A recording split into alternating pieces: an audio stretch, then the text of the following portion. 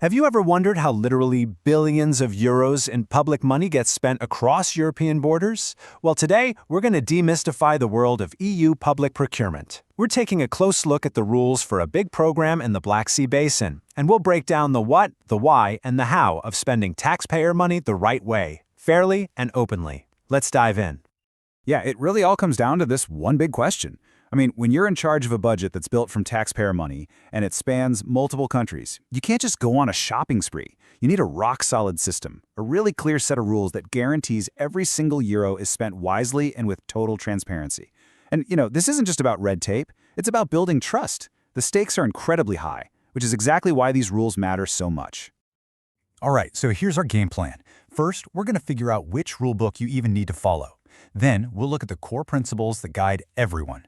After that, we'll get practical and match the right procedure to the right price tag. We'll also cover some common mistakes to avoid. And then finally, we'll walk through the whole procurement journey from start to finish.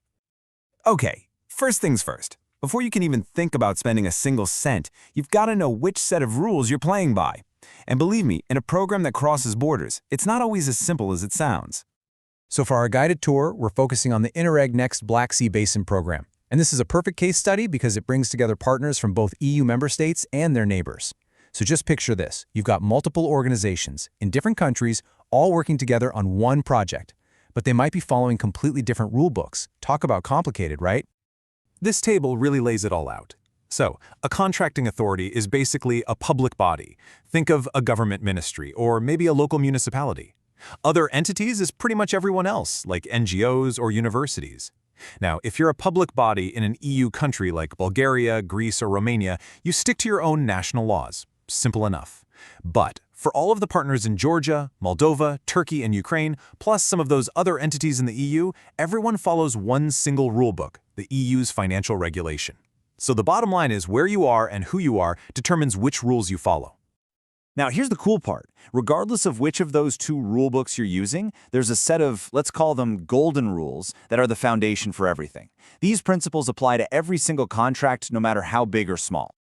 Think of these as the 5 commandments of EU procurement. Transparency means everything is out in the open, all documented. Proportionality is just common sense. You don't use a sledgehammer to crack a nut, right? The rules you follow should match the size of the contract. And those last 3, equal treatment, non-discrimination, and competition, they're all really about one thing, creating a level playing field. It's about giving every qualified business a fair chance, which means the public gets the absolute best value for its money. Okay, so we've got the big principles down, but how does that actually work in the real world?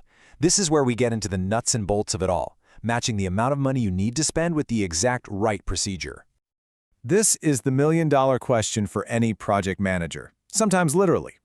And the answer actually is pretty straightforward. It all comes down to the estimated value of the contract. The more money on the line, the more strict and public the whole process has to be.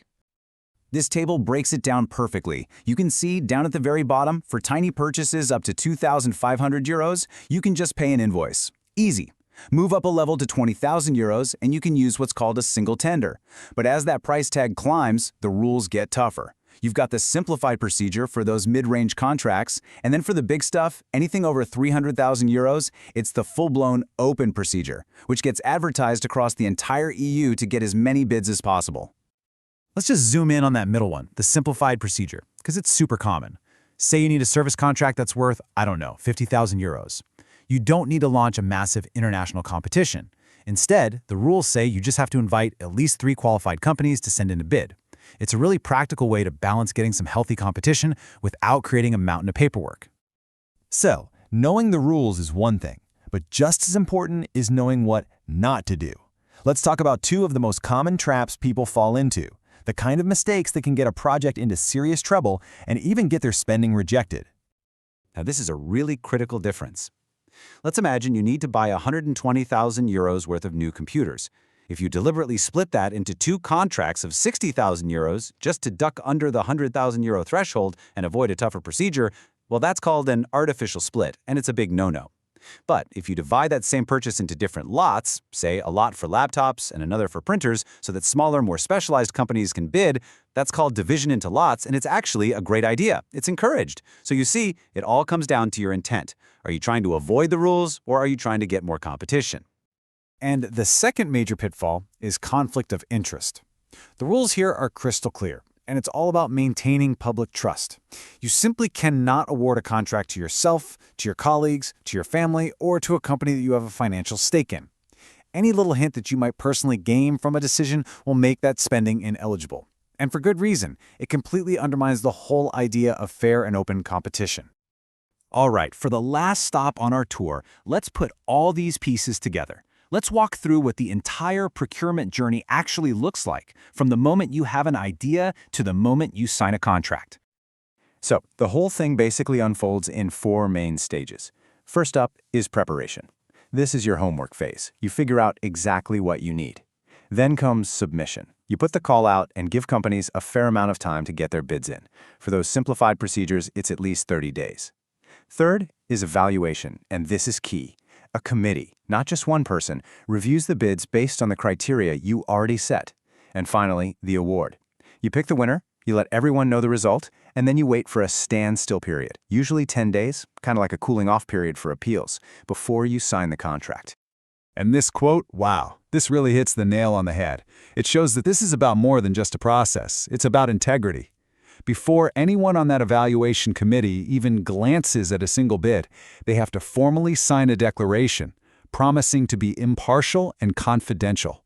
This is the bedrock of the whole system, making sure every decision is made purely on the facts.